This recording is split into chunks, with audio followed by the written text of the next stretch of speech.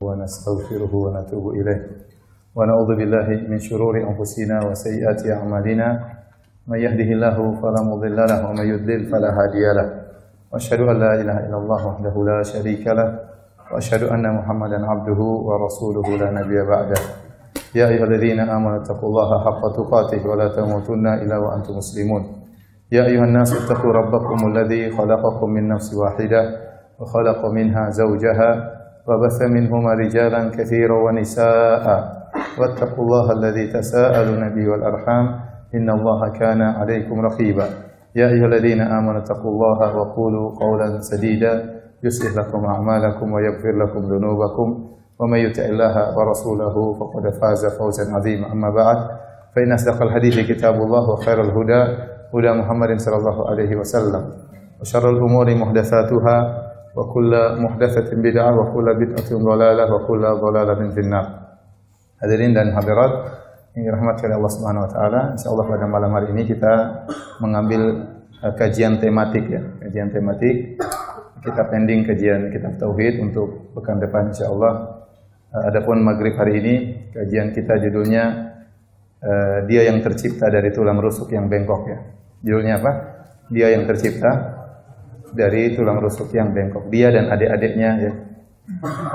Atau dia sendirian yang tercipta dari tulang rusuk yang bengkok. Maksudnya adalah seorang wanita tercipta dari tulang rusuk yang bengkok, dan judul ini berdasarkan hadis yang diriwayatkan oleh Imam Al-Bukhari dan Imam Muslim dan yang lainnya dari Abu Hurairah radhiyallahu taala anhu bahwasanya Rasulullah SAW bersabda, "Istausu bin nisa fa innal mar'ata khuliqat min dhila." Hendaknya kalian berbuat baik kepada para wanita karena sungguhnya wanita tercipta dari tulang rusuk. Wa inna a'waja syai'in fi dhila a'lahu. Dan yang paling bengkok dari tulang rusuk adalah bagian atasnya.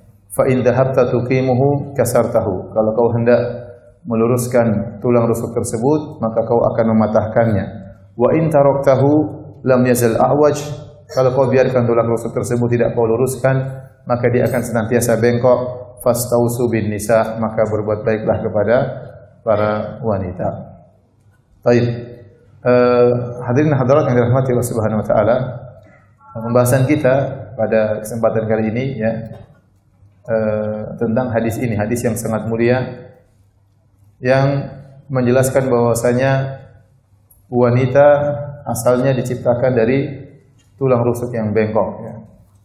Dan tatkala Nabi menjelaskan bahwasanya wanita diciptakan dari tulang rusuk yang bengkok, bukan maksudnya Nabi SAW hendak mencela wanita, tetapi Rasulullah SAW mengingatkan akan hal ini kepada para suami agar mereka banyak memberi uzur kepada istri-istri mereka tatkala istri-istri mereka melakukan kesalahan, tatkala istri-istri mereka melakukan kebengkokan. Karena demikianlah kodrat wanita terciptakan dari tulang rusuk yang bengkok. Kita buka hadis ini, kata Rasulullah SAW, "Istausu bin nisa." Dalam riwayat, "Istausu bin nisa'i khairan." Hendaknya kalian berwasiat agar berbuat baik kepada para wanita.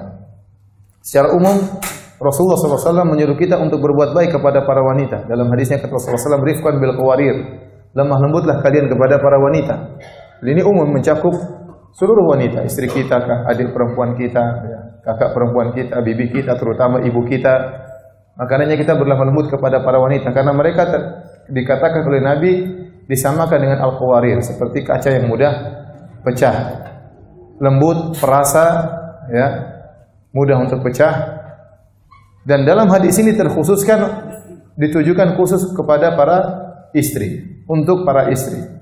Jadi secara umum Nabi SAW menyuruh kita lemah lembut kepada para wanita, dan hadis yang kita bahas ini khusus agar kita lemah lembut kepada para istri. Nabi SAW mengatakan istausu bin nisa. Apa maksudnya istausu bin nisa? Maka ada beberapa pendapat di kalangan para ulama. Saya temukan tiga pendapat. Yang pertama mengatakan istausu bin nisa artinya yatawasa ba'dukum ba'dha. Hendaknya kalian saling mengingatkan di antara kalian wahai para suami untuk berbuat baik kepada para wanita. Kenapa? Seakan-akan berbuat baik kepada wanita, kepada istri adalah perkara yang mudah terlupakan. Perkara yang mudah terlupakan. Dan ini terjadi pada sebagian suami, ya, Mereka begitu baik kepada orang lain, ya. Kalau bertemu dengan teman yang murah senyum, kalau berbicara dengan temannya sampai sejam 2 jam betah, ya. Kalau berbicara di grup sampai berjam-jam betah. Tetapi tatkala bertemu dengan istri, suasana berubah, ya. Waktu untuk ngobrol dengan istri hanya sebentar. Kalau berbicara dengan istri tutur kata tidak dia pilih-pilih. Terkadang dia bicara dengan kata-kata yang menjengkelkan, ya. Terkadang pelit terhadap istri, sama temannya dia traktir-traktir, sama istrinya dia tidak traktir, ya. Ada model manusia seperti ini. Sama orang-orang jauh dia begitu baik, tapi sama orang terdekatnya dia kurang baik. Ada fenomena seperti ini, ya. Oleh karenanya Syekh Abdul Razak hafizahullah taala pernah cerita tentang kisah 4 orang atau 3 orang yang bekerja sekantor. Di antara 4 orang tersebut ada seorang terkenal akhlaknya mulia. Sampai 3 temannya ini selalu memuji dia. Saking baiknya orang ini sampai 3 temannya sering cerita ke istri-istri mereka. Kita punya teman si fulan baik sekali di kantor. Sampai akhirnya suatu hari mereka mengadakan acara keluarga. 4 ini berkumpul bersama istri-istri mereka. Tatkala mereka berkumpul, mulailah istri-istri mereka saling bercerita. Maka ketiga istri dari ketiga teman ini semuanya mengatakan kepada istri dari suami yang berakhlak mulia ini, kau beruntung sekali, suami masya Allah berakhlak mulia, suami-suami kami selalu memuji suamimu. Istrinya bengong, ya. Dia heran. Karena dia tidak mendapatkan itu di rumah. Ternyata suaminya top kalau di luar, ya. Jadi sebagian suami kalau di luar kucing, di rumah singa, ya. Macan, ya. Kita ingin sebaliknya, di luar macan, di rumah singa. Salah. Di luar macan, di rumah kucing, ya. Lemah lembut, mengelus-ngelus, ya. Kucing kan demikian, ya. Ya, ini di luar rumah kucing, dalam rumah macan, ya. Dan ini ada fenomena seperti ini. Betapa banyak orang laki-laki yang tidak betah di rumah, ingin cari kebahagiaan di luar. Main dengan teman-teman, yang ngobrol dengan teman-temannya, keluar terus. Siap pada waktu di rumah ketemu dengan temannya. Dia tidak merasa enjoy di rumah. Ini salah. Seorang kalau tidak menemukan kebahagiaan di rumah, dia tidak bahagia pada hakikatnya. Anda harus bisa memanage rumah tangga Anda sehingga Anda enjoy di rumah. Kalau Anda enjoy di rumah, jauh-jauh ingin pulang ke rumah, ingin ketemu istri, berarti Anda bahagia. Tapi kalau Anda di rumah, ya, tidak betah, pantat gatal pengen keluar, ini berarti nggak beres. Berarti Anda belum menemukan apa? Kebahagiaan. Karena kebahagiaan lelaki sesungguhnya adalah di istrinya. Karena Allah menciptakan Hawa untuk Nabi Adam, kata Allah liyaskuna ilaiha, agar Adam alaihissalam tenteram dengan Hawa. Jadi di antara makna istausu bin nisa'i khaira artinya tawasa ba'dukum ba'dhan bin nisa'i khaira. Hendaknya kalian saling mewasiatkan, saling mengingatkan. Jadi kalau kita ketemu sama teman kita bilang gimana? Gimana perhatian sama istri? Jangan lupa perhatian sama istri. Kita jalan-jalan sama teman, jangan lupa beli oleh-oleh buat istri. Ingatkan dia. Karena ini terkadang perkara yang terlupakan. Makanya Nabi mengingatkan secara khusus. Ini tafsiran pertama. Hendaknya saling mengingatkan di antara kalian untuk berbuat baik kepada istri. Tafsiran yang kedua, iqbalu wasiyati, ya. Hendaknya kalian terima wasiatku. Istausu artinya iqbalu wasiyati. Wahai para suami sekalian, terimalah wasiatku. Apa wasiatku? Wasiat Nabi SAW, berbuat baiklah kepada para istri. Ternyata di antara wasiat Nabi yang Nabi wasiatkan kepada para suami adalah untuk berbuat baik kepada istri. Makanya Nabi sampai memberikan predikat terbaik bagi seorang laki-laki kalau dia berbuat baik kepada istrinya. Khairukum khairukum li ahlihi wa ana khairukum li ahli. Kata Nabi sallallahu alaihi wasallam, sebaik-baik kalian di sisi Allah adalah yang terbaik bagi istrinya dan aku adalah suami yang terbaik. Nah, Anda dengan bermuamalah dengan istri dalam kehidupan rumah tangga, Anda bisa meraih predikat terbaik di sisi Allah. Caranya apa? Jadilah Anda suami yang terbaik. Jadilah Anda suami yang terbaik. Kalau Anda senyum sama sahabat Anda, maka istri Anda lebih utama untuk Anda senyumi. Kalau Anda bisa ngobrol santai dengan sahabat Anda, maka istri Anda lebih utama untuk Anda baiki. Kalau Anda bisa traktir orang lain, istri Anda lebih utama untuk Anda traktir. Karena dia punya jasa banyak bagi kita, ya. Oleh karena kata Nabi, istausu di antara tafsiran para ulama, iqbalu wasiyati. Terimalah wasiatku untuk berbuat baik kepada para istri. Di antara tafsiran ketiga di kalangan para ulama yang dimaksud dengan istausu artinya mintalah wasiat dari istaf'ala. Wazan istaf'al artinya talabal fi'al. Yang artinya meminta perbuatan. Jadi tatkala kita minta kepada orang-orang, hendaknya engkau nulis wasiat untuk istrimu. Karena apa? Banyak orang meninggal, maka wanita terlupakan, adik perempuannya terlupakan, istrinya terbengkalai ketika dia sudah meninggal. Maka perlu wasiat khusus, perhatian terhadap istrimu sebelum kau meninggal, perhatian terhadap adik perempuanmu, terhadap ibumu sebelum kau meninggal. Karena mereka butuh perhatian khusus, apalagi setelah engkau meninggal dunia. Inilah di antara 3 tafsiran yang saya baca dari buku-buku hadis, buku-buku syuruhul hadis tentang hadis ini. Kenapa Nabi SAW menyuruh kita untuk perhatian khusus kepada para istri? Rasulullah SAW menjelaskan sebabnya. Kata Nabi SAW, fa innal mar'ata khuliqat min dhila. Karena wanita diciptakan dari tulang rusuk yang bengkok ya. Wa inna awajja syai'in fi dhila a'lahu. Dan yang paling bengkok dari tulang rusuk adalah yang paling atas ya. Kalau kita tulang rusuk kan begini. Semakin di atas semakin apa? Kebengkokannya semakin meruncing, semakin bengkok. Semakin di bawah semakin tidak bengkok. Baik, ada khilaf di kalangan para ulama, apa makna fa innal mar'ata khuliqat min dhila? Sungguhnya wanita tercipta dari tulang rusuk. Ada 2 pendapat secara umum. Pendapat pertama, pendapat jumhur ulama, bahwasanya wanita benar-benar tercipta dari tulang rusuk. Dan ini Rasulullah SAW sedang berbicara tentang wanita pertama, yaitu Hawa. Yaitu Hawa tercipta dari tulang rusuk Adam alaihissalam. Meskipun tidak ada hadis yang sahih khusus tentang ini, tapi ada isyarat dari ayat-ayat Al-Quran. Contoh, Allah Subhanahu wa taala berfirman, "Ya ayuhan nasu taqu rabbakumul ladzi khalaqakum min nafsin wahidah wa khalaqa minha zawjaha wa batha minhuma rijalan katsiran wa nisaa'a." Kata Allah Subhanahu wa taala, "Wahai manusia sekalian, bertakwalah kepada Rabb kalian yang telah menciptakan kalian dari satu jiwa, yaitu Adam alaihissalam." Allah telah menciptakan kalian seluruh manusia dari satu jiwa. Kemudian kata Allah, "Wa khalaqa minha zawjaha." Allah menciptakan dari satu jiwa tersebut istrinya, yaitu Hawa. Berarti Hawa diciptakan dari tubuh Nabi Adam alaihissalam. Dari bagian mana? Tidak dijelaskan dalam ayat Al-Quran, tetapi dijelaskan dalam hadis yang sedang kita baca. Ternyata dari bagian tulang rusuk apa? Adam. Contoh ayat yang lain kata Allah Subhanahu wa taala, "Huwallazi khalaqakum min nafsin wahidah wa ja'ala minha zawjaha liyaskuna ilaiha." Dialah Allah yang telah menciptakan kalian dari satu jiwa. Kemudian wa ja'ala minha zawjaha. Lantas Allah menciptakan dari jiwa tersebut pasangannya, itu Hawa. Dia sekuna ilaiha agar dia tentram dengan istrinya tersebut. Dalam buku-buku tafsir disebutkan, meskipun tidak ada riwayat yang sahih, Adam sedang tidur ya, dan dia ingin punya teman, tiba-tiba ketika dia bangun tidur sudah ada cewek di sampingnya. Siapa? Hawa ya. Jadi memang Allah ciptakan Hawa agar Adam tidak kesepian, agar dia bisa tentram bersama Hawa. Dan ayat seperti ini banyak. Ini pendapat pertama, pendapat jumhur ulama, benar-benar Hawa tercipta dari tulang rusuk. Pendapat sebagian ulama yang lain, di antaranya dipilih oleh Al-Mula Ali Al-Qari, di antaranya dipilih oleh Syekh Albani rahimahullahu taala ya, bahwasanya wanita diciptakan dari tulang rusuk itu hanyalah kiasan. Bukan benar-benar diciptakan dari tulang rusuk. Kata mereka seperti firman Allah Subhanahu wa taala, "Khuliqal insanu min ajal." Sungguhnya manusia diciptakan dari ketergesaan. Ini adalah kiasan, maksudnya manusia suka tergesa-gesa. Kemudian juga dalam riwayat yang lain, Nabi datangkan dengan lafal tasbih. Kata Nabi SAW, "Innal mar'ata kadhila." Sungguhnya wanita itu seperti tulang rusuk. Sehingga Syekh Albani rahimahullah berpendapat, dan juga ulama yang lain berpendapat, bahwasanya wanita tidak diciptakan dari tulang rusuk secara zahirnya, tetapi ini hanyalah kiasan.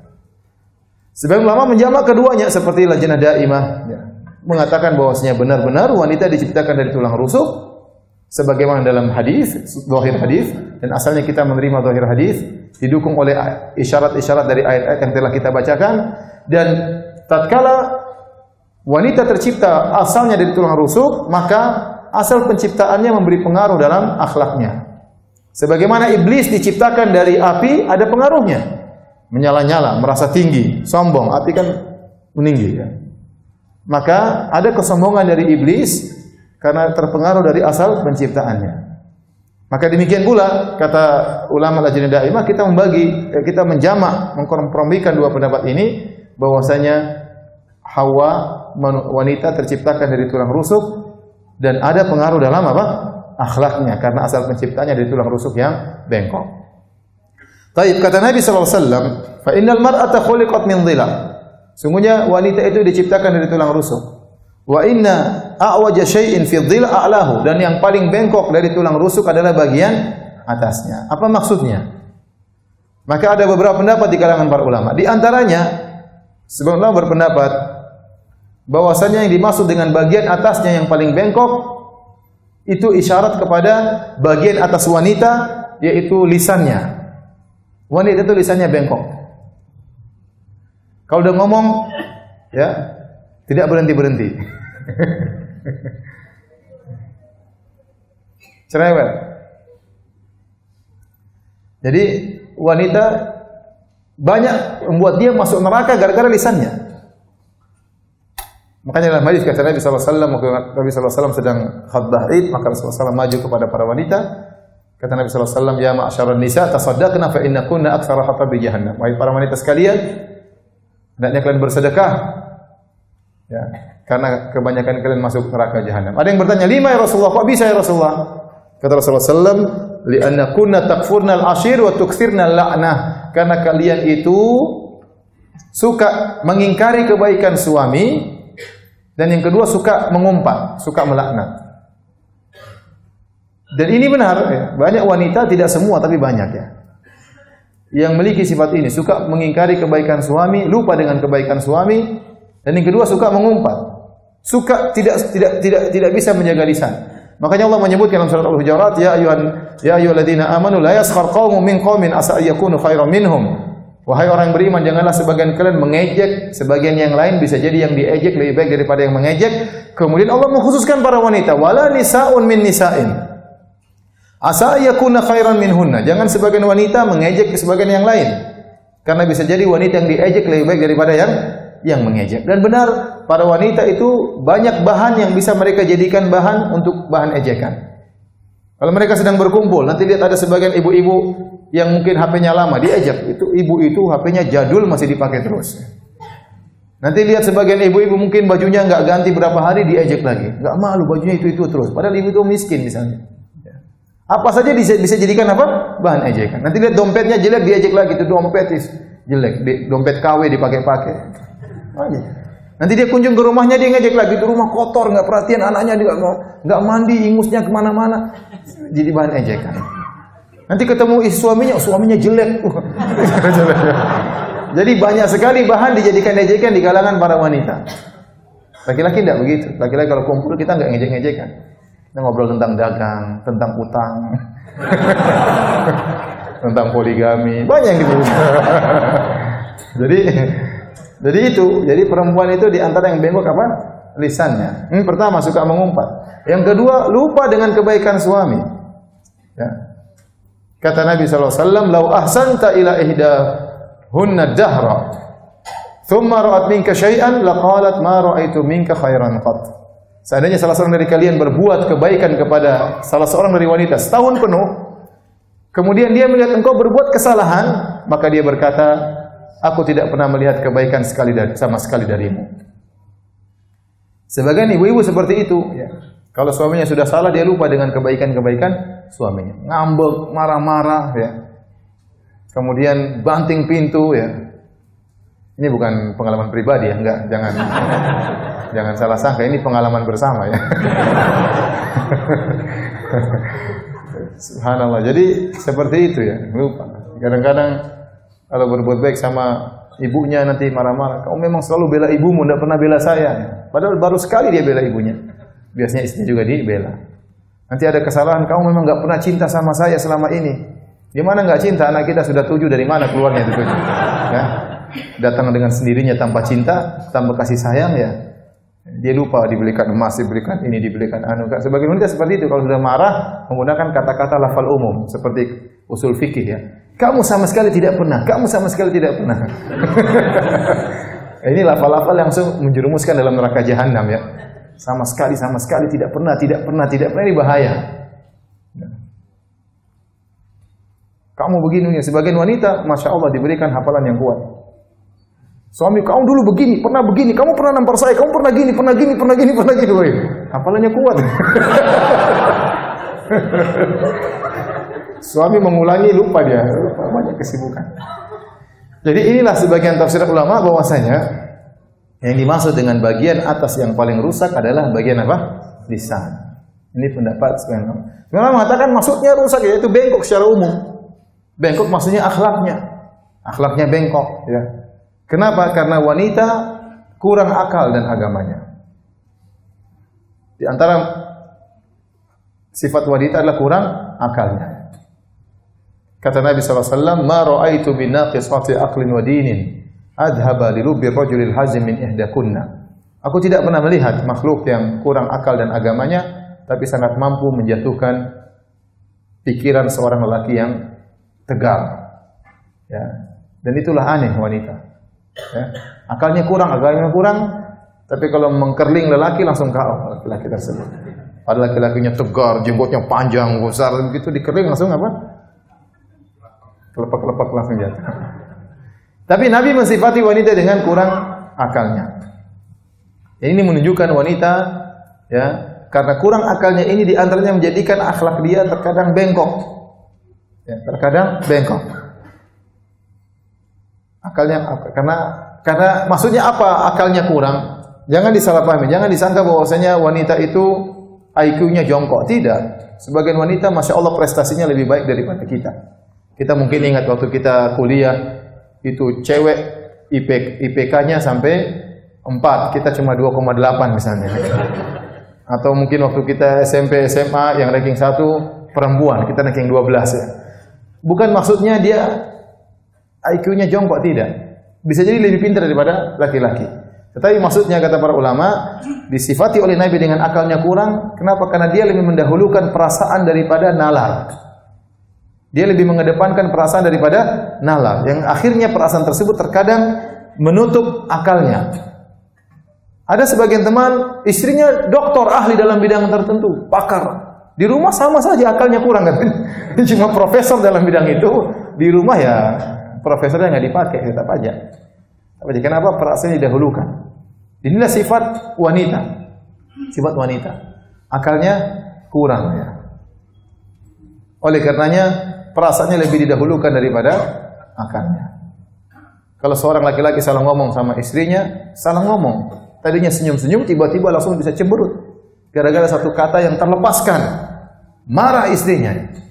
Yang tadinya di dalam dekapan kita, tiba-tiba bisa terlepas sampai di angkasa, saking jauhnya. Tapi kalau kita gombalin sedikit, bisa kita tarik juga, langsung dalam pelukan kita. Karena ini mendahulukan perasaan daripada akalnya, daripada nalarnya. Sebagian wanita kalau kita kasih uang untuk belanja pengen beli. Ada lagi lihat ada kortingan, ada diskon, langsung diskon. Padahal dia tidak begitu butuh. Tapi ingin belikan anaknya, belikan suaminya, ingin beli. Dia nggak tahu bahwasanya listrik belum bayar, ini belum bayar. Laki-laki enggak, laki-laki mikir dulu. Kalau belanja mikir dulu, akhirnya nggak belanja. Baik, hadirin dan hadirat yang dirahmati oleh Allah Subhanahu wa taala. Ya. Ini di antara hikmah dari syariat Islam. Bahwasanya Allah menciptakan lelaki dan wanita yang berbeda. Laki sempurna dari akalnya, wanita kurang dari sisi akalnya. Namun apa kata para ulama? Yang menakjubkan di kalangan wanita, dalam kekurangannya itulah kesempurnaannya. Dalam kekurangannya itulah kesempurnaannya. Kenapa? Karena wanita dibutuhkan oleh kita untuk melakukan pekerjaan-pekerjaan yang perasaan lebih didahulukan daripada kecerdasan. Ngurus anak itu perasaan harus didahulukan. Dengan perasaan dia bisa sabar ngurus anaknya. Dengan perasaan dia bisa tegar ngurus apa? Anaknya. Ya. Kenapa? Perasaannya dia dahulukan sama anaknya luar biasa. Urusan rumah makanan itu semua butuh perasaan ya. Ya, butuh perasaan lebih daripada sekedar apa? Akal ya. Oleh karenanya dan dalam kekurangan akalnya tersebut disitulah kesempurnaan wanita. Jadilah dia seorang yang lembut, jadilah dia seorang yang gemulai, jadilah dia seorang yang butuh dengan sosok seorang lelaki ya. Disitulah kesempurnaan wanita. Seandainya wanita kemudian pintar, kemudian cerdas luar biasa ya, tidak bisa kemudian menteri suaminya, repot ya. Apalagi sampai gagah perkasa, siapa yang mau punya istri kayak gitu ya? Justru dalam kelembutannya, dalam kemanjaannya, dalam meweknya dia, cengengnya dia, disitulah kecantikan apa? Wanita. Disitulah kesempurnaannya. Coba kalau wanita gagah perkasa, kita singgung nggak sakit hati, nggak enak juga begitu. Wih, ini istriku berhati baja ya. Kita nggak enak seperti itu, nggak ada indahnya.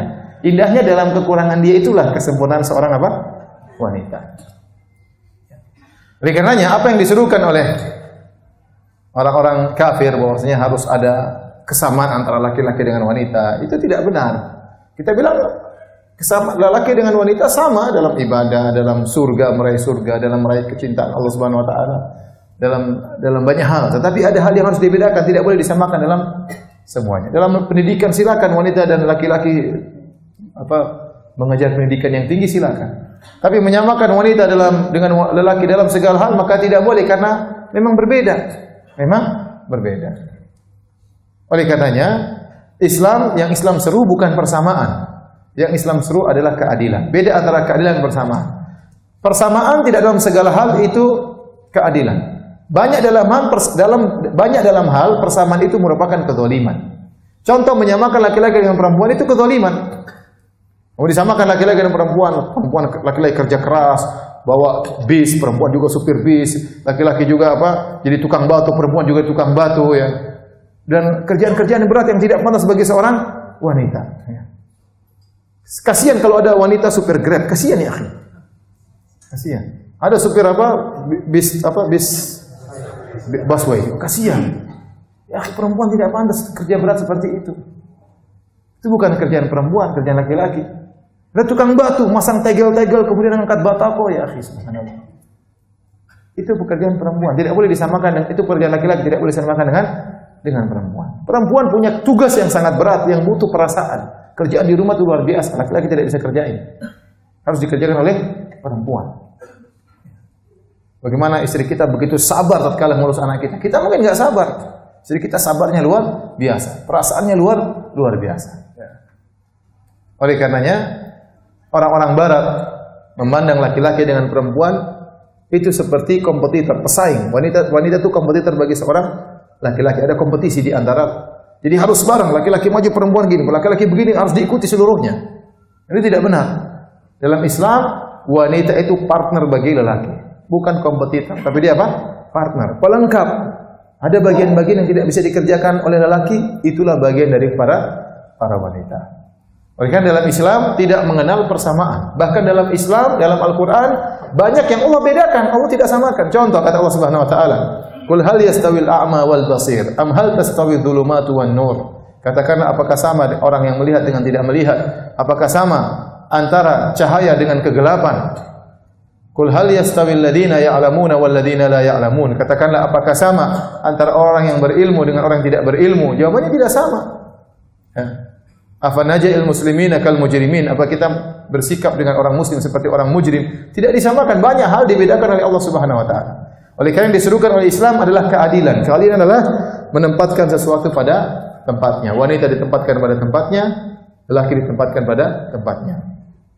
Saya masih ingat Syekh Abdul Razak mengatakan, orang-orang barat itu ingin wanita keluar sehingga wanita-wanita mereka seperti otobus katanya. Bisa dinaiki oleh siapa saja. Semua orang bisa naik. Kalau wanita Islam tidak begitu, tidak boleh dijamah oleh siapa saja. Dia mulia, dijaga kehormatannya. Tidak boleh dinikmati oleh setiap orang. Adapun orang-orang kafir ingin wanita keluar dengan bebas sehingga bisa disentuh oleh siapa saja. Baik, hadirin dan hadirat yang dirahmati oleh Allah Subhanahu wa taala.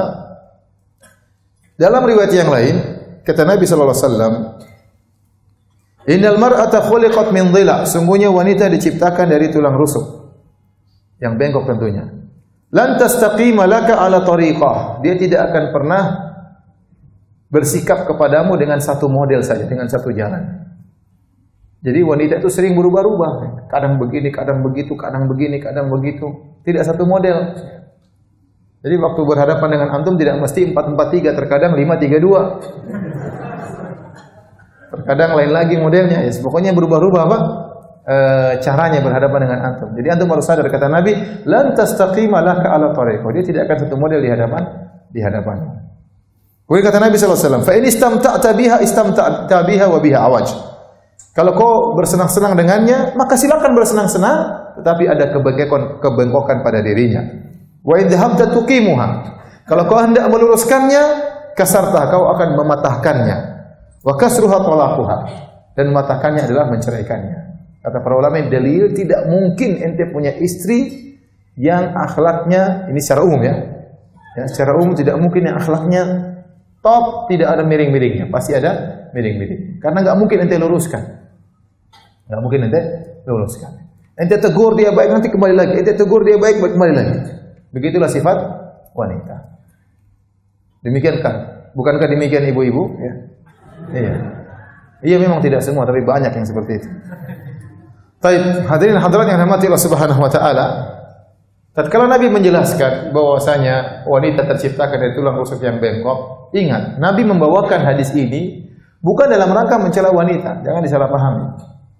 Justru Nabi mengatakan wanita kodratnya tercipta dari tulang rusuk yang bengkok agar para suami berbuat baik. Makanya di awal hadis kata Nabi, "Istausu bin nisa'i khaira." Hendaknya kalian berbuat baik kepada para wanita. Kenapa? Karena wanita tercipta dari tulang yang bengkok dan tulang yang bengkok tidak bisa diluruskan. Di akhir hadis Rasulullah SAW berkata, "Fastausu bin nisa'i khaira." Makanya berbuat baiklah kepada para wanita. Nabi buka hadisnya dengan menyuruh berbuat baik kepada wanita. Nabi tutup hadisnya dengan berbuat baik, menyuruh berbuat baik kepada para wanita. Di tengah-tengah Nabi kasih udzur kepada para wanita. Wahai para laki, berilah udzur kepada mereka. Banyaklah berbuat baik kepada istri-istri kalian. Karena mereka memang punya kekurangan. Jadi jangan sampai orang salah paham dengan hadis ini. Kemudian dia mencela istrinya, "Kamu memang parah, kamu memang bengkok, dasar bengkok." Ya. Jangan, tidak boleh. Berarti dia salah berdalil. Jadi orang boleh dalilnya sama, tapi ngawur. Nabi waktu mengucapkan ini untuk membela wanita atau untuk menjatuhkan wanita? Untuk membela wanita. Sebagian orang salah, dia untuk mencela wanita. Dasar bengkok. Nanti istrinya bilang, "Iya, saya bengkoknya dari tulang rusukmu yang bengkok." Ya. Jadi ya tidak demikian. Ya. Jadi dari sini para hadirin dan hadirat yang dirahmati oleh Allah Subhanahu Wa Taala, maka tujuan Nabi membawakan hadis ini adalah untuk agar kita banyak memberi udzur kepada para wanita, kepada istri-istri kita, agar kita banyak berbuat baik kepada mereka. Dan jangan Anda mimpi bahwasanya istri Anda akan sempurna, pasti banyak kekurangannya. Nabi sudah mengingatkan hal-hal ini seperti dalam hadis ini. Nabi SAW mengatakan, "La yafruqu mu'minun mu'minah." Jangan sampai seorang suami yang mukmin membenci istrinya yang mukminah. Karena bisa jadi kalau dia hanya memperhatikan keburukannya, dia akan benci kepada istrinya. In kariha minha khuluqan radiya minhal akhar. Kalau dia benci perangai istrinya, dia akan ridho dengan perangai yang lain dari istrinya. Kalau istrinya punya kekurangan, jangan lihat kekurangannya. Ya, lupakan kekurangannya, lihat positif-positif yang ada pada istri kita. Pasti banyak positifnya. Jangan kita terfokus pada kekurangan istri kita, karena dia pasti punya kekurangan karena dia tercipta dari tulang rusuk yang bengkok. Ini Nabi menyuruh kita untuk banyak bersabar kepada para wanita. Oleh karenanya para hadirin dan hadirat yang dirahmati Allah Subhanahu wa taala, kalau kita membaca tentang bagaimana akhlak Nabi sallallahu alaihi wasallam kepada istrinya, tentunya sangat luar biasa ya. Dan sering saya ulang-ulang hal ini, bagaimana perhatian Nabi terhadap istri-istrinya ya, agar kita mencontohi Nabi sallallahu alaihi wasallam, agar kita bisa menjadi orang terbaik di sisi Allah Subhanahu wa taala dengan bermuamalah yang terbaik terhadap istri-istri kita ya, atau istri kita ya, atau istri-istri kita ya. Contoh ya, yang sering saya sampaikan misalnya bagaimana perhatian Nabi kepada Sofia. Karena Sofia radhiyallahu anha ini sosok yang tidak seperti biasanya. Dia adalah Sofia bintu Huyai bin Akhtub, seorang wanita Yahudiyah dari Nadhiriyah, dari kabilah Bani Nadhir. Ayahnya adalah Huyai bin Akhtub, pimpinan kabilah Bani Nadhir. Ya. Kemudian ternyata ayahnya, suaminya, kakaknya, mungkin adik-adiknya, kerabatnya, semuanya dibunuh atas perintah Muhammad sallallahu alaihi wasallam. Setelah semuanya dibunuh, kemudian Rasulullah SAW menikahi Sofia. Ini suatu yang berat sebagai seorang wanita yang sangat perasa, sebagai sifat manusiawi. Bagaimana orang yang telah membunuh suaminya, membunuh bapaknya, membunuh saudaranya, kemudian menikah dengan dia. Ya, namun Sofia terus berlawan perasaan ini. Namun perasaannya kalah dengan begitu baiknya Nabi SAW kepada dia. Harusnya kalau dia dendam itu wajar. Makanya dalam sebagian riwayat tatkala Nabi bersama Sofia di suatu tempat entah di kemah atau semisalnya, ada sahabat yang berkeliling berputar-putar kemah tersebut. Rasulullah SAW heran, kenapa kau putar-putar di sini? Kata dia, saya khawatir ini perempuan bikin macam-macam ya. Khawatir. Mau tahu-tahu dendam sama Nabi SAW. Dia khawatir karena dia tahu ini wanita Yahudiyah. Tetapi Nabi SAW menghilangkan seluruh kebencian Sofia kepada Nabi dengan akhlaknya yang mulia. Maka Nabi SAW di antaranya, tatkala Sofia hendak naik di atas onta, maka Nabi meninggikan lututnya agar pahanya diinjak oleh Sofia. Karena Sofia agak tidak tinggi. Jadi beliau naik di atas paha Nabi, kemudian naik di atas onta. Ini di hadapan para sahabat Rasulullah SAW. Seandainya kita bisa menjalankan sunnah Nabi SAW seperti ini. Kalau istri kita ingin ngambil sesuatu di lemari, kita bilang, sayang silakan. Sebentar, saya buka pintu biar dilihat sama teman-teman. Nabi kan dilihat sama sahabat. Silakan injak. Ma, cepat injak, Ma. Jangan lama-lama, Mama gemuk. Papa bisa patah kalau gitu. Tapi maksudnya seperti itu ya. Minimal kalau istri mau pergi ke mana, ya antum bukakan pintu mobil, antum suruh masuk. Silakan sayangku, nanti tutup pintu mobil. Sunnah Nabi SAW. Menghargai istri. Istri suka digituin, suka apa? Dilembutin. Ya. Bukan, Mama cepat Ma, lambat sekali Ma, cepat Ma, itu gas masukin ke bagasi Ma, cepat itu angkat. Ntar mau buka apa? Kasihan ya. Harusnya istri itu seperti ratu di rumah. Meskipun kadang-kadang jadi pembantu, tapi dia ratu. Jadi muliakan dia. Ada saatnya dia kerja keras, layaknya seorang pembantu. Ya memang karena dia menghargai kita. Ada saatnya kita jadikan dia ratu kita. Benar-benar kita memuliakan, benar-benar kita layani. Ya, seperti itu. Sofia radhiyallahu anha juga suatu hari Nabi SAW sedang iktikaf di Masjid Nabawi. Dan kita tahu iktikaf hakikatnya adalah qatul alaik anil makhluk wal ittisalu bil khaliq. Adalah memutuskan segala hubungan dengan makhluk dan menyambung hubungan dengan Allah. Itu hakikat daripada iktikaf. Itu tidak banyak ngobrol, tidak banyak berbicara perkara dunia, sibuk beribadah. Sampai Nabi SAW iktikaf bikin semacam kemah-kemahan, beliau masuk dalam situ supaya konsentrasi ibadah ya. Bukan tatkala iktikaf malah WhatsAppan terus ya. Grup nyala terus, tungtang, Facebook jalan terus ya. Ya, kemudian terkadang dari iktikaf bicara bisnis, kurangi dong, mahal sekali dulu iktikaf. Ya, iktikaf. Tulis status sedang iktikaf ya, ngapain? Namun waktu Sofia datang menemui Nabi SAW di suatu malam, Rasulullah sedang iktikaf, maka Rasulullah SAW ngobrol sama Sofia. Berarti dia menyisihkan waktu untuk ngobrol sama istrinya. Di tengah-tengah kesibukan dia beribadah. Setelah ngobrol dengan Sofia, kemudian Sofia pulang ke rumahnya, Nabi keluar dari rumahnya, dari masjidnya untuk mengantar apa? Sofia. Karena secara dalam hukum iktikaf kita boleh keluar kalau darurat. Maka Nabi mengantar Sofia karena sudah malam, mengantar Sofia pulang ke rumahnya. Dengan akhlak yang mulia seperti inilah kemudian Nabi menghilangkan segala kebencian apa? Sofia. Jadi Sofia sangat cinta kepada Nabi SAW. Di antara contoh sederhana perhatian Nabi SAW. Nabi SAW sebelum tidur ngobrol dengan istrinya. Kata Ibnu Abbas dalam Sahih Al-Bukhari, "Bittu inda khalati Maimunah fatahaddatsa Nabi sallallahu alaihi wasallam ahlihi sa'atan thumma raqada." Aku tidur di rumah bibiku Maimunah, istri Nabi sallallahu alaihi wasallam. Aku mendengar Nabi ngobrol dengan Maimunah beberapa saat, kemudian Nabi apa? Tidur. Hadis ini dibawakan oleh Imam Al-Bukhari dalam bab as-samar fil ilm, bab tentang begadang karena nuntut ilmu. Ibnu Hajar menjelaskan, artinya apa? Anda kalau seperti pada Isya kita bicara tentang majelis ilmu, kita dapat pahala. Habis waktu 40 menit, 50 menit, 1 jam dalam rangka menuntut ilmu, kita dapat pahala, kita begadang nih. Maka demikian pula seorang suami yang ngobrol sama istrinya, dia dapat pahala juga. Makanya hadis tentang obrolan suami dan istri dibawakan oleh Imam Bukhari dalam bab as-samar fil ilmi, bab bergadang karena ilmu. Menurut Ibnu Hajar maksudnya apa Imam Bukhari? Maksudnya sebagaimana Anda kalau begadang karena menuntut ilmu dapat pahala, Anda ngobrol sama istri juga dapat pahala. Meskipun berbicara tentang cinta-cinta, dapat pahala. Ya. Oleh karenanya Anda harus tahu bahwasanya istri itu suka curhat, suka ngobrol. Kalau dia ngobrol, ente harus dengar. Dia sudah lama nungguin ente kerja dari pagi pulang malam, dia tungguin. Maka waktu ente pulang dari kantor, ngobrollah sebentar dengan apa? Istri. Dan dia suka kalau dia ngobrol, ente perhatikan. Jangan ente ngobrol, ya. Apa tadi? Apa tadi? Kasihan istri.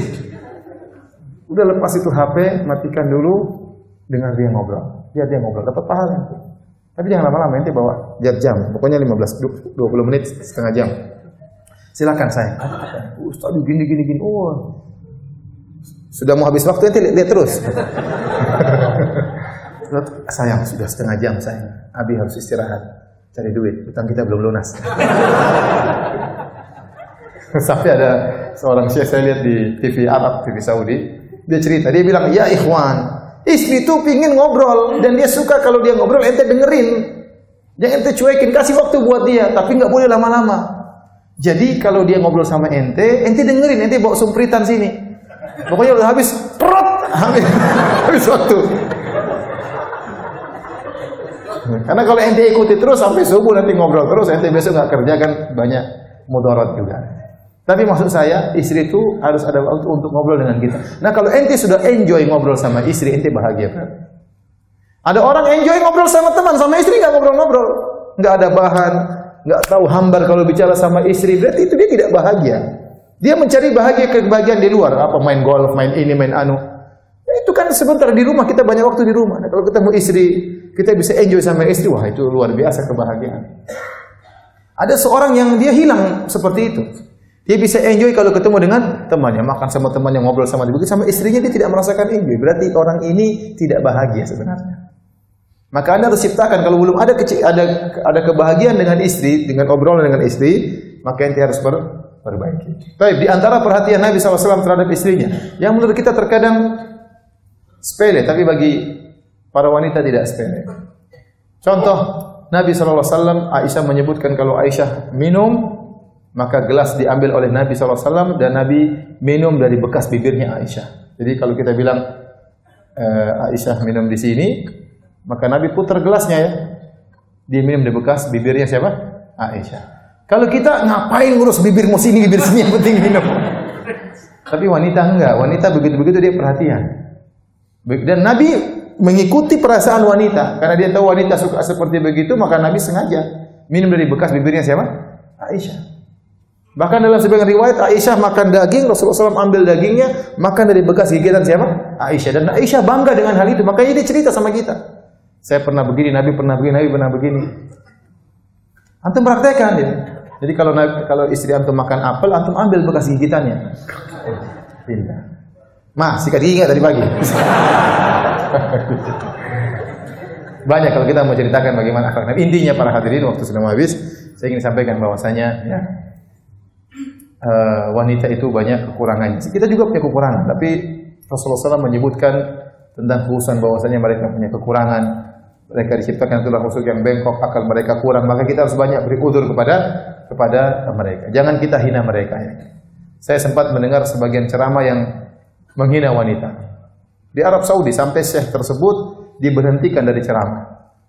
Jadi dia ceramah, dia bilang wanita itu setengah otaknya. Apalagi kalau sudah nyetir mobil tinggal 1/4 katanya. Akhirnya diberhentikan ceramahnya. Karena tidak boleh kita ngejek melebihi hadis. Hadis cuma bilang ya kurang, jangan dibilang jadi berapa? 1/4, tidak boleh ya. Jadi ya, dan ibu-ibu harus sadar juga ya bahwasanya memang ibu-ibu akalnya kurang ya. Ibu-ibu juga harus sadar. Ya, jangan merasa akalnya pinter, jangan minterin suami. Ibu tahu bahwasanya akal ibu apa? Kurang. Jangan merasa lurus. Ibu tahu ibu tuh bengkok ya. Jadi ibu harus ngerti. Maka kita beri udzur kepada ibu-ibu ya. Beri udzur kepada ibu-ibu. Baik, demikian saja ikhwan dan akhwat yang dirahmati Allah Subhanahu wa taala, kajian kita kali ini biar antum enggak tegang terus tauhid syirik bid'ah kita ganti dengan materi seperti ini. Insyaallah pekan depan kita lanjutkan lagi masalah tauhid tentang bab tabarruk. Kalau ada yang bertanya saya persilahkan. Ustaz, bagaimana cara menasihati ibu yang terkena syubhat? Padahal telah disampaikan hujah Quran dan hadis secara lembut dan santun. Doakan, jangan lupa. Doa itu bukan perkara yang sepele. Doa itu silahul mukmin, senjata seorang mukmin, dan dia bukan senjata yang terakhir, dia senjata yang pertama. Maka jadikanlah doa adalah wasilah yang paling utama dalam meraih segala cita-cita kita. Di antaranya agar ibu kita dapat hidayah, banyak doa. Banyak doa. Betapa banyak orang ibunya dapat hidayah bukan karena dia ceramain, tidak, tapi dia berdoa dan dia berakhlak mulia, ibunya bisa dapat hidayah. Azan ya. Baik, habis azan kita lanjutkan tanya jawab, kemudian kita pertanyaan berikutnya, bagaimana nasihat Ustaz tentang seorang anak yang kuliah hasil dari hutang riba karena orang tuanya tidak mau membiayai dan tujuan si anak baik untuk menghidupkan keluarga menjadi lebih baik lagi. Apakah kalau si anak sudah sukses hasil kerjanya berkah atau tidak? Para ulama telah berfatwa, di antaranya Syekh Utsaimin rahimahullahu taala, baru saja saya baca fatwanya. Jadi beliau ditanya tentang bagaimana seorang anak yang mengambil manfaat dari hasil orang tuanya yang ternyata dari hasil yang haram. Kata Syekh Utsaimin, saya bacakan, "Idza kana maksabul walid haraman fa innal wajib nushuhu." Jika hasil penghasilan orang tua itu haram, maka wajib bagi sang anak untuk menasihatinya. Fa imma an taqumu bi nushi bi anfusikum in istata'tum ila dzalika sabila aw tasta'inu bi ahli ilm mimman yumkinuhum iqna'ahu aw bi ashabihi. Kalau mereka kalian anak-anak mampu untuk menasihati langsung orang tua, maka lakukan semampu mungkin, semaksimal mungkin. Tapi kalau kalian tidak mampu, maka minta tolonglah kepada para ustadz, para alim ulama yang mungkin untuk menasihati orang tua kalian, ya. Atau dengan sahabat-sahabatnya untuk menasihatinya. La'allahum yuqni'unahu. Semoga dia sadar hatta yatajannab hadzal kasbal haram, agar dia bisa menghindarkan dirinya dari penghasilan yang haram ini. Fa idza lam yatayassar dzalik falakum an taqulu biqadril hajah. Kalau ternyata hal ini semua tidak memungkinkan, maka boleh bagi kalian anak-anak untuk makan dari penghasilan orang tua yang haram sesuai dengan kebutuhan. Wala itsma alaikum fi hadhil hala, dan tidak ada dosa bagi kalian dalam kondisi seperti ini. Lakin la yanbaghi an ta'khudhu akthar min hajatikum li syubah fi jawazi al-akl mimman kasbuhu haram. Tetapi tidak boleh kalian mengambil lebih daripada kebutuhan. Ya, mentang-mentang ayahnya kaya tapi hasil judi misalnya, hasil riba, hasil merampok terus diambil untuk belikan rumah, belikan ini, tidak boleh. Tapi kita hanya boleh ngambil untuk sekedar apa? Kebutuhan kita, misalnya untuk kuliah, untuk melanjutkan kehidupan. Tapi kalau berlebihan maka tidak boleh, karena ada syubhat dalam hal ini. Jadi intinya tidak mengapa kalau memang orang tuanya punya penghasilan haram atau riba, yang wajib adalah menasihatinya. Tetapi kalau kita terima tidak jadi masalah, tapi sambil kita nasihati, ya. Dan kita boleh mengambil sesuai dengan kebutuhan, tidak boleh berlebihan. Maaf keluar dari materi Ustaz, apakah semua pemimpin atau raja atau presiden muslim yang Allah anugerahi kepadanya kepemimpinan akan dimintai pertanggungjawaban yang mana musibahnya setiap muslim di negeri lain karena fitnah, pembantaian, pengusiran dan sebagainya? Atau sebaliknya, kepemimpinannya hanya sia-sia ya? Yang Allah berikan kepadanya. Jadi Allah berfirman, la yukallifullahu nafsan illa wus'aha. Allah tidak membebani luar kemampuan seseorang, ya. Seharusnya bukan cuma pemimpin, kita pun kalau ada saudara kita dizalimi harusnya kita menolong, harusnya kita bantu. Ternyata kita pun tidak usah kita bicara pemimpin, kita sendiri ada orang dizalimi, terkadang kita tidak bisa bantu, ya. Ada adik kita dizalimi, terkadang kita tidak bisa bantu. Kenapa? Kita tidak mampu. Tapi kita benci dengan perbuatan tersebut, ya. Seandainya kita punya pemimpin tersebut punya tanggung jawab yang besar untuk ngurusi negara ini aja tidak mudah. Jangankan negara, untuk mengurus Jakarta saja tidak mudah. Kemudian kita membebani dia untuk kemudian mengurusi di luar daripada tanah air misalnya, ya. Itu tidak gampang. Kita bicara misalnya skup Arab Saudi, ya. Arab Saudi punya permasalahan yang sangat banyak, ya. Permasalahan rakyatnya, permasalahan ekonominya, kemudian permasalahan minyak, harga minyak yang jatuh, ya. Belum lagi permasalahan peperangan dengan misalnya Yaman dengan Syiah, belum lagi harus menjalin hubungan macam-macam. Jadi itu urusan mereka dengan Allah Subhanahu wa taala, ya. Yang penting kalau antum ingin nasihati pemerintah silakan nasihati. Tapi saya katakan yang penting dalam kehidupan dunia ini kita urus diri kita. Yang paling utama kita tahu apa kewajiban kita, apa hak kita. Jangan terlalu mikir tentang apa kewajiban orang, apa tugas dia, ya. Karena terkadang ya kalau antum mau silakan antum nasihati dia, ya. Yang paling penting apa kewajiban Anda di dunia ini. Anda harus kenali apa kewajiban Anda, ya. Anda harus kenali apa yang harus Anda lakukan, ya, supaya Anda selamat ketika bertemu dengan Allah Subhanahu wa taala. Adapun pemimpin kita doakan dan kita kasih nasihat, ya, dan tugas mereka pun sudah sangat banyak dan sangat pelik. Ustadz, ibu saya kalau berbicara dengan ayah saya suka dengan nada yang tinggi, agak keras. Tapi ayah saya tidak masalah, dia sabar dengan cara berbicara ibu saya kepada beliau. Tapi saya tidak suka dengan cara ibu saya berbicara kepada ayah, caranya seperti itu. Apabila saya beritahu, saya malah dicemberutin oleh ibu saya. Saya mau marahin ibu tapi saya takut. Jangan marahin ibu. Bukan takut sama ibu, takut sama Allah Subhanahu wa taala. Kasih tahu ibu pelan-pelan, jangan dimarahin, jangan dibentak-bentak ibu. Berarti sama kamu dengan ibumu. Ya. Jangan ibu bentak-bentak bapak, itu banyak seperti bapak. Di Indonesia ini banyak bapak-bapak yang baik-baik ya. Dimarahin ibu, diam-diam, dibentak-bentak ibu. Sabar, diomel-omelin duit kurang, sabar ya. Kalau dapat duitnya semua kasih istrinya, full nih. Hasil bulan saya ini, full semua ya. Dipegang sama istrinya, nanti kalau dia minta-minta harus mengajukan proposal. Macam-macam. Seperti itu. Jadi yang Anda alami ini, saya rasa bukan cuma ibu Anda saja. Banyak ibu-ibu yang lain. Tetapi bukan berarti kita membiarkan, tidak. Benar yang Anda lakukan, nasihati ibu sudah bagus, nasihati baik. Tapi tidak usah dimarahin ibu, nasihati. Sampaikan hadis, Bu, tidak boleh, ayah itu punya hak. Ya, nanti kalau ayah meninggal bagaimana? Mungkin ayah sabar, tapi dalamnya dongkol ibu, hati-hati. Hati-hati. Jadi nasihati dengan cara yang baik agar ibu sabar. Bagaimana mengatasi suami yang malas bantu-bantu istri? Beliau berpikir bahwa semua tugas wanita, bahwa semuanya adalah tugas wanita. Apa doa atau zikirnya agar suami rajin? Tidak ada pembantu dan rumah besar. Kalau di rumah pendiam, nonton TV, tidur, malas ngobrol. Habis waktu ya. Jadi doa saja, doa pakai bahasa apa saja, curhat saja sama Allah. Yang penting sholat malam berdoa kepada Allah.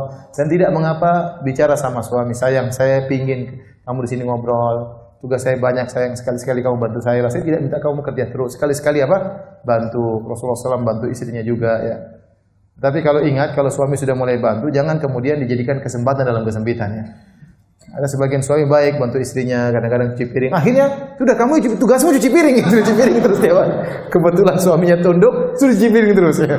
Enggak, sekali-sekali dia. Suami yang baik saya rasa dia mengerti. Tapi ngobrol sama suami, sampaikan. Bahwasanya tugas saya berat dan ini, mohon minta tolong bantulah saya dan lainnya. Saya rasa dengan cara-cara yang lembut lebih bermanfaat daripada dengan omelan, dengan cara-cara yang keras. Demikian wabillahi taufiq wal hidayah. Assalamualaikum warahmatullahi wabarakatuh.